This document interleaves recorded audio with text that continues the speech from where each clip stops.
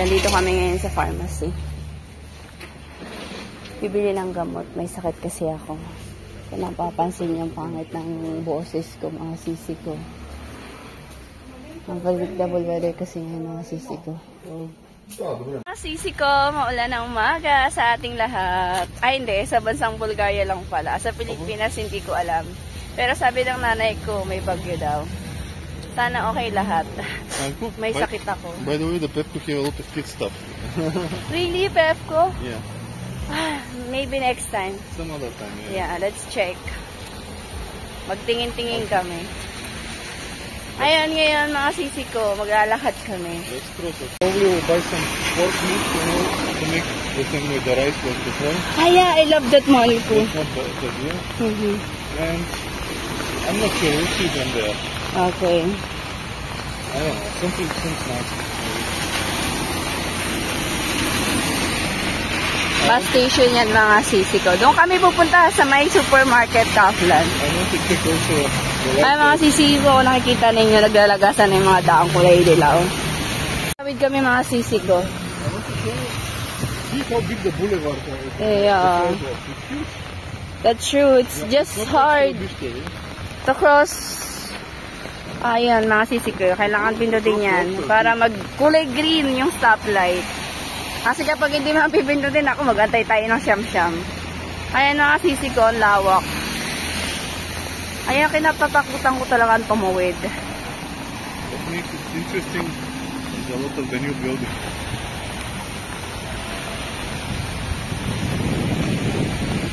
Ayan, bago yan. Kaya yung style ng building na nabili ng apartment ng asawa ko. Malaki mga sisi ko yung Kaufland, no?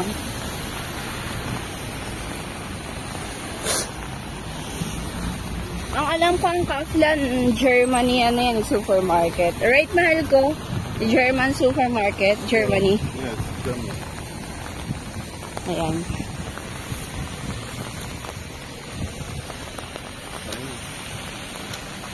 It's rainy in Bulgaria, ay di ka ba naiinip?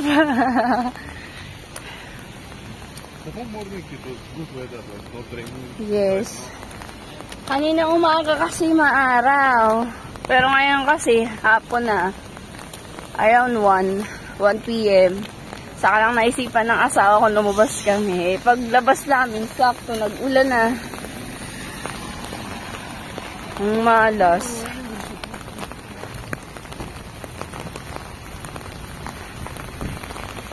Kaya tiis lang talaga maglakad sa gitna ng maulan na hapon sa bansang Bulgaria.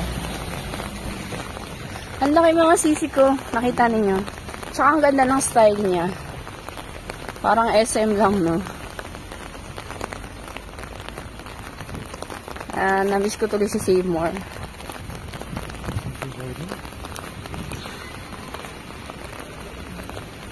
Ang Kaufland always busy yan eh.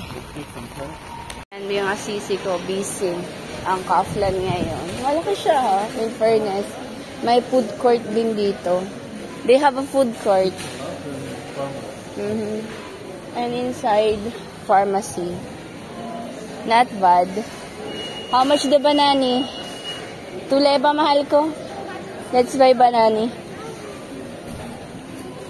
Ang ganda ng mga bananas ng saging dito mga sisi ko. Kasi binabasa nila. I think this one. But they're green, that's why they're small. Okay. Don't think it's...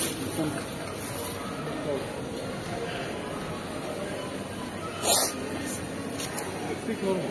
Okay, take normal. Ano ba yung normal mga sisi ko? I think this one. Still green but better, yeah. Okay, Yeah.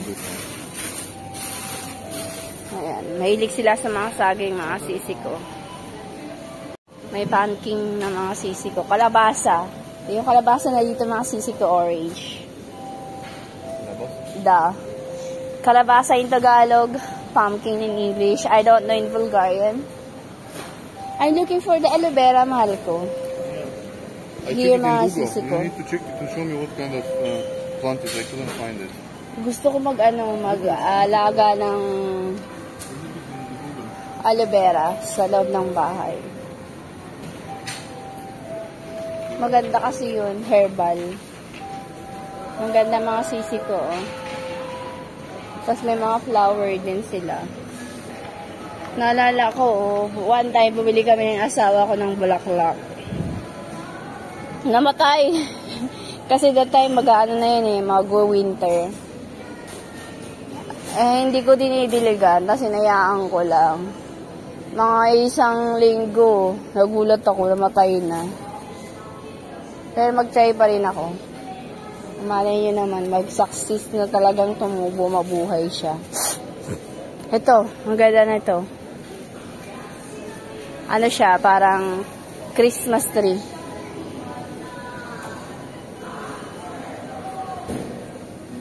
Wala siyang aloe vera, mga sisi ko.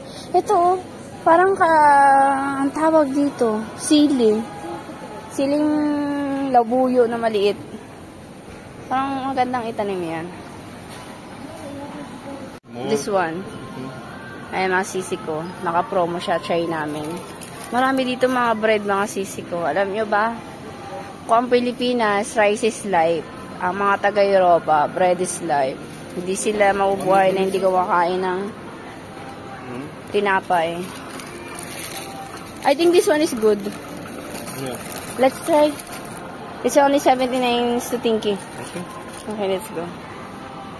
Ng asawa ko kaso mayroong kumain sa hindi na lang niya kinuha. Naka-promo pa naman. Share ko lang mga sisik. Basta mag-shopping ang aking asawang bayad lakas sa counter. Parang pila. Self-counter kami. Self-counter or cashier?